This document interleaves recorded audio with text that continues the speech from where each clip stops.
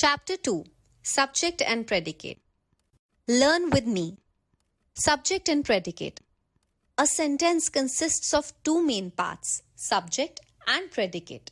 Subject tells us who or what the sentence is about. Predicate tells us what the subject does or is. It includes the action or description. Example 1. The dog barks loudly. Subject: the dog, who the sentence is about. Predicate: barks loudly, what the dog is doing. Example 2. The earth rotates on its axis every 24 hours.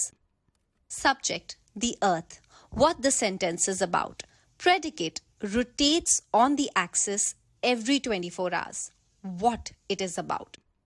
In both the examples, the subject identifies the person or thing and the predicate describes their action or state. Note: a sentence is complete only when it has both a subject and a predicate. Additional insights. Sometimes a sentence has more than one subject or predicate. In this case, it is called a compound subject or compound predicate.